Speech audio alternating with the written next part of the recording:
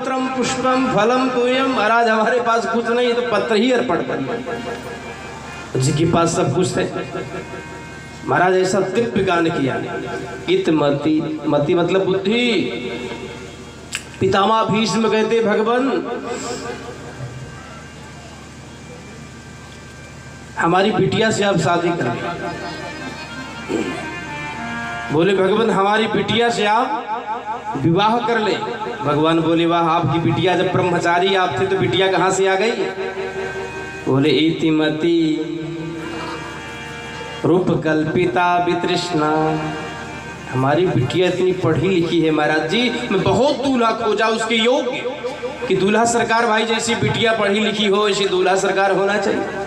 अब बिटिया पढ़ी लिखी हो महाराज, सुंदर सुशील होवे, और दूल्हा महाराज पागल से होवे, काला कलूटा से होवे तो जमेगा जोड़ी? आनंद ना आवेंगे ना। तो बिटिया महाराज हमारी पढ़ी लिखी खूब सुंदर होवे तो उसके लिए महाराज योग्य वर भी तो चाहिए सुंदर। वो पितामह भीष्म बोले कि आप जैसे दूल्हा सरकार तुम्हारा त्रिभुवन में नहीं मिलेंगे, इसलिए इतिमति रूप मेरी बिटिया से विवाह कर ले। और मेरी बिटिया मेरी मति ही मेरी बिटिया है, मेरी बुद्धि देवी मेरी बिटिया है। अब वितृष्णा भाई किसकी मति में तृष्णा ना हो? लोभ तृष्णा, महल तृष्णा, स्त्री तृष्णा, काम तृष्णा, वाहन तृष्णा, मुझे 4 चक्का गाड़ी यादी यादी फैक्ट्री, ये सब किसके अंदर ना भावना ना प्रकट होता हो। लेकिन पितामह भीष्म वितृष्णा, कोई तृष्णा नहीं, कोई प्रलोभन नहीं। अब ऐसे महाराज भगत को तो भगवान अपना ही बना लेते हैं और अपना बना लिया महाराज।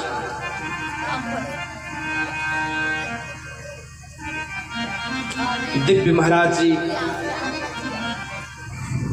समय आया और जिसकी महाराज कुछ समय ना आता।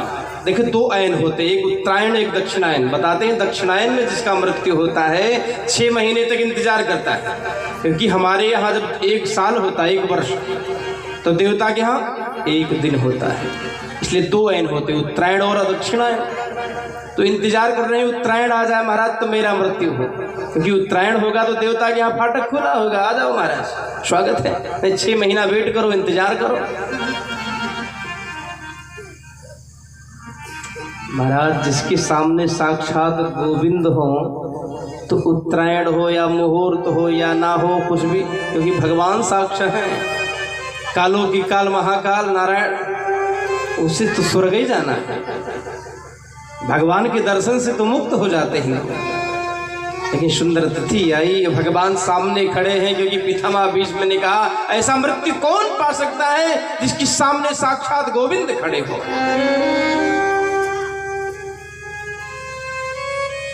महाराज देखते ही देखते पितामह भीष्म का महाराज दिव्य और तेजपुंज महाराज जो जीव रहता है पुंज है, भगवान का अंश है और भगवान के चरणों में विलीन हो गया। बोल भक्त वत्सल भगवान की जय, आज के आनंद की जय। ऐसे महाराज जी का कल्याण हुआ है। कालांतर में महाराज जी परीक्षित जी का जन्म हुआ। तो इनका नाम परीक्षित क्यों पड़ा जानते हैं? क्योंकि सबको टुकुर टुकुर देखते थे। सबको टुकुर टुकुर कौन है भैया? हमारी मैया की गर्भ गुहा में आकर के मेरी रक्षा करने वाला वो 4 भुजा युक्त वो कौन हो सकता है? इसलिए सबको टुकुर टुकुर देखते, परता है क्षति, इसलिए इनका नाम परीक्षित पड़ गया। बोलो परीक्षित भगवान।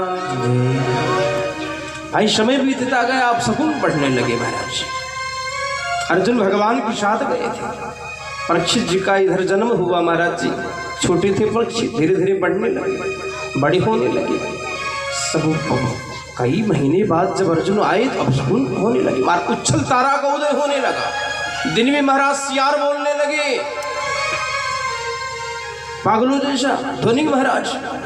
अब शकुन ज्यादा होने लगा। कुछ अनहोनी होने वाला है। अर्जुन को देखा महाराज जैसे पागल बने, कुछ सोचता नहीं है। कुछ हो गया क्या? दौड़ करके युधिष्ठिर जी आए। जब अर्जुन ने बतलाया हमारे प्राणधन कृष्ण कन्हैया हम सबको छोड़ कर चले गए महाराज जी, पागल हो गए।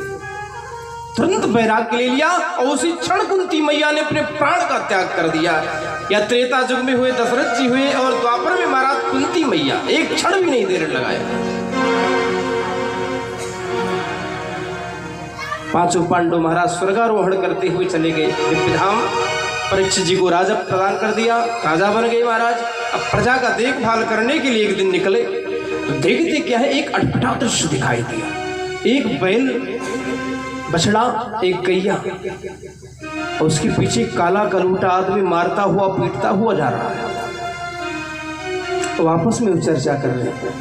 उस महाराज बछड़ा के एक टांग है, 3 टांग लुप्त हो गए। जो क्या है, तपह शौचा दया, 3 टांग महाराज नहीं है। और धर्म तो कलिकाल में केवल एक पैर से चल रहा, वो भी है क्या, दान। क्या लाला, तेरे पैर टूट गए? बछड़ा कहता है, मैया हमारे गोविंद हमसे चले गए रूठ करके, इसलिए रो रही हो? क्या हमारे 3 पैर टूटी हुए हैं इसलिए आप रो रही हो? क्यों रो रही हो आप? एक काला कलूटा आदमी मुझे मार रहा है इसलिए रो रही हो? इस महाराज प्रवचन को ठीक से परीक्षित जी ने सुना। परीक्षित जी आए और बोले, मेरे गोविंद नहीं है तो क्या है, ये परीक्षित तो है जिनका नाम गोपाल पड़ा। उनका परम उपासक परीक्षित के होते हुए गोवंश पे इतना अत्याचार मैं सहन नहीं कर सकता। महाराज तुरंत मान से तलवार चमचमाती हुई निकाल करके और कलयुग का वध करना चाहा। कलयुग दौड़ करके दीनवत शरणं गतः, दीनहीन होकर के कोई शरण में आ जाए तो वध नहीं करना चाहिए। तो दीनवत हो गया, सरेंडर कर दिया। और जब सरेंडर कर दिया तो वध नहीं हो सकता है, नियमानुसार शास्त्रीय अनुसार दीनवत। महाराज जी आपका सर्वथा हर जगह आपका ही सत्ता है, इसलिए भगवान क्या करूं, मेरा तो स्वभाव ही है ऐसा और मेरा युग आने वाला है। अच्छा तो भैया तेरे युग में महाराज क्या क्या होंगे, तेरे अंदर दोष कितना होगा, गुण कितना होगा? बोला, महाराज दोषों का तो भंडार है कलयुग में, लेकिन एक गुण होगा। क्या? कलयुग ने कहा, यत् फलम नास्ति तपसा न योगी न समाधिना तत्फलम लभते सम्यक् कलौ केशव कीर्तना। हमारे युग में केवल कीर्तन, जो कीर्तन करेगा वो भाव से पार हो जाए। कलयुग केवल